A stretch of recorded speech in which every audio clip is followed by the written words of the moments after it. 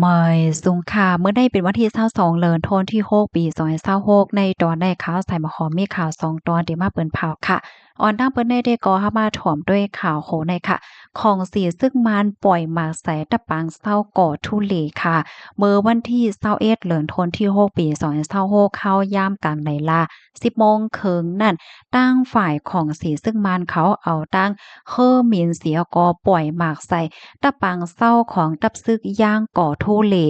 KTLA ดีหิมห้อมแลนลิ้นว่าในคาออไล่ฮับผู้ว่าเฮอหมิ่นของสิซึกมันใน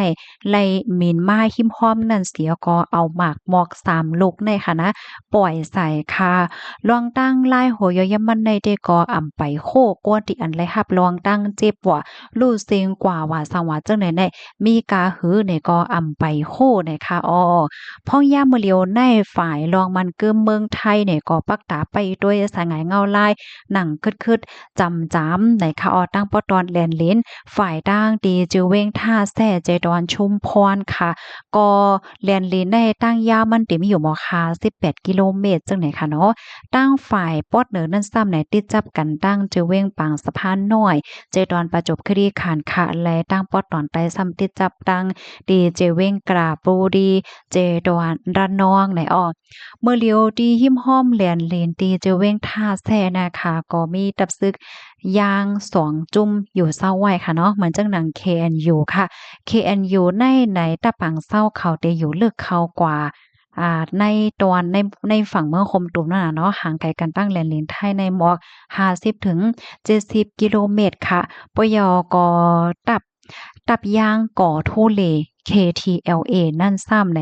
มีเอ็นแห้งอยู่ม2ปากถึง5ปากก่อค่ะปางเศร้าเขาได้ก็มีไว้หิมจำแหลนลิ้นตั้งปอตอนเจเว้งท่าแซ่นั่นว่าจังไหนคะอ้อคอมมอนตอนแน่ค่ะเลยเปิงอิงมาดีห้องการข่าวไทย PBS ต่างไว้นะคะเพราะว่ามาลาลวงก่อโทเลได้จึงเมื่อป่นม่ำป้อหึงสังในเฮาค่ะก็ไล่หันข่าวเงาออกมาค่ะเนาะว่าปืนเผา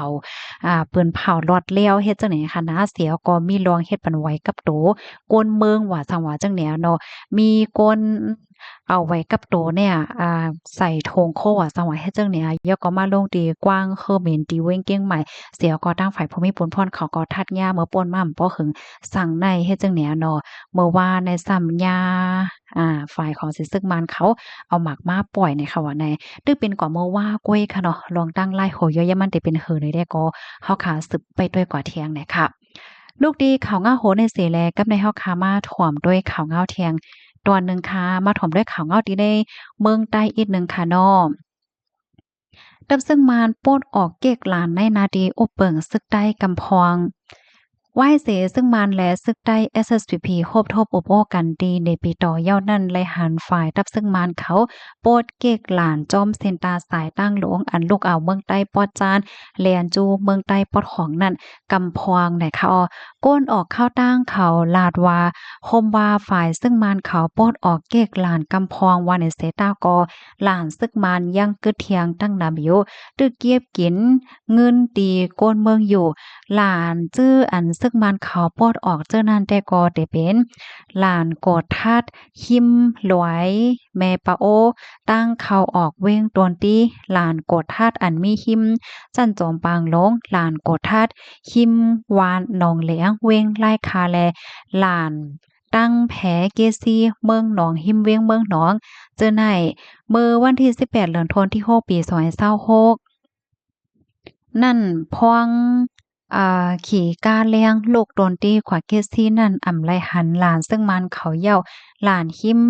ลอยเมปาโอ8ลากตั้งเขาออกโดนตีนั่นก็เมื่อก่อนได้ก็เป็นหลายจุ้มโฮมกันเสไปกดแจ๊ดเก็กย่ำน่ะตอเลียวได้ก็อ่ำมีเยาค่ะหลานต่างตีได้ก็ตึกไปอยู่เมืองเก่าคาวันให้อันนี้ก็ก้นออกเข้าตั้งคอนลาดเนี่ยค่ะเนาะสืบลาดเทียงว่าหลานซึ่งมันอันพดออกกว่าในเป็นตั้งเมืองใต้ปอดจานกล้วยตั้งปอดของใน อำหันปิกค่ะย้อนย้อนกินเงินเหมือนเก่าก้อยตั้งเข้าออกลาเซียวเมืองใหญ่ได้ก็ย้อนกินเงินเหมือนเก่า ก้อยหนาปิกอีกหนึ่งก็ซักษาเงินอยู่อีกหนึ่งค่ะอ้อเซ็นตั้งหลงอันกับสืบเรียนจูเมืองใต้ปอดของปอจานในแต่ก็เป็นเส้นตั้งลำลวงตาต่อส่งกลกะกว่ามาเพราะว่าหลานกว่าท่าซึกมานอันไปย้อนเงินยอมเอล่วงกว่ากำพองเนี่ยจึงหยุ่มยำว่ากาคันกลสินกาได้ก็เตโลดยอมเสียก็รักษาลมใจมาพองคาไหนเนาะข้อมูลตอนในคาเลยเปิงอิงเอามาที่ห้องการข่าวเงาหางเสียงใต้ค่ะแล้วโซแม่ของนิวส์เนี่ยค่ะอ้อในก็เป็นข่าวเงาลองตั้งเปิงเป็นที่ในเมืองใต้เนี่ยค่ะอ้อได้เลยว่าเป็นข่าวเงาหลีปอดอนตอนนึงนะคะเพราะว่าเฮาค้ามาด้วยสายเงาลายในเมืองใต้เมืองคมตุ่มเมืองเหลียวได้ก็ว่นว่าแลบได้เขียนเลอเสเมื่อกูปอกอยู่เฮ็ดจังเนี่ยเนาะเมื่อกูปอกมือไปมีปางเลือกตั้งในมื้อนั้นแน่มันก็สู้ๆซักๆจึงที่เฮาค้าโฮกกันนั้นขนาดเนาะเมืองเหลียวในไว้หลังเสเลือกตั้งยาวเมืองคมตุ่มก็มีมาลงโปงจึงยาวยอก็มีจอมจึงยาวเฮ็ดจั่งใดหั้นเนาะเป็นส่ำว่าหลายปานหลายฝ่ายหันว่ามันเพ่งเป้งมันเป็นถ้ำปังเลือกตั้งในว่าในเซตาตั้งฝ่ายพวกค้นคว้าเลยเพี้ยนเขาแต่ก็ลาดว่าจังหือก็มันก็แค้นหลีเลอเสมื้ออันอำไปมีหลวงปองจึงนั่นอยู่ไหนเปิ้นได้ก็ป้ายเหนือจังไหนไหนค่ะมื้อเหลียวได้ว่าได้เป็นลองกว่าลองมาลองกล้าลองขายว่าสังว่าจังไหนก็แลบได้แค้นเลอเสมื้อกาก่อนป่นมาไหนเนาะ ตอนตาปอก้าแม่ขายพี่น้องเฮาเขาเจออันอยู่ตั้งปอตอนแลนลิ้นไหลเจอไหนอะเนาะก็ยิงแค้นเตศึกษามาพองอยู่โยเฮ็ดเนี่ยเนาะก้อยกะฮาว่าให้มันบ่กึ่งกลางให้หลีมากำเหลือได้ก็เต็มเป็นไรค่ะเนาะมันก็แลบได้ลีกว่าร้อยๆจังไหนค่ะนะอันแค่ลัดในตอนในเด็กก็พี่น้องเฮาเขาก็ไหลดีมีไว้ตีลิ้นตีเฮิรนตีเยตีเสียงตีล้านไหนก็บ่มีกลางใจคล้ายๆแค่หังก็ไปแนดคายก็หลีโยไว้แหละเนาะ อันได้ก็เป็นทหารถึงปอดอนตอนหนึ่งด้วยค่ะนะก็เปิ่สั่งในเพราะว่าสายงานออนไลน์มันหลีมาย่ำใจหักเปิ้นนี่ก็ใครมาลงตื่นเพราะว่าลงตื่นว่าสั่งว่าจังเนี่ยตีลิ้นตีหางเนี่ยมันได้กามาเฮ็ดจังได๋ค่ะนะพี่น้องค่ะนะมันแต่เลยว่าจังบางก้อบางก้นเนี่ยเปิ้นก็ไข้เคิ้นปอกมาเหมือนจังมื้อเหลียวในแลหันก้นอันที่เปิ้นอยู่เมืองไทยบางก้อก็สำบ่ไข้เคิ้นปอกมาว่าคังว่าเฮ็ดจังได๋เนาะเพราะว่าวันเมืองมีปางตึกว่าสังว่าจังได๋ได้ก็ไข้เคิ้นปอกเคิ้นเฮิรนไหนเฮ็ดจังได๋ก็เลยถ่อมเลยยิน มาเฮ็ดได้เนี่ยนะสายงานเงาลายอันพี่น้องเฮาเขาอยู่ไว้มื้อเหลียวในคาโลเป็นหือพองแค้นมาอีกหนึ่งเหย้าจ่องแม่นคาหือไหนเนาะก็จังหือก็หลีค่ะเนาะย้อนให้มันหลีเหย้าหลีแทงหลีเหย้าหลีแทงสึกกว่าจังได๋ค่ะนะย้อนให้กูก็อยู่หลีหลายรอดเพศกันค่ะสายงานเงาลายติเป็นหือก็สึกไปด้วยกว่าเที่ยงในค่ะเนาะ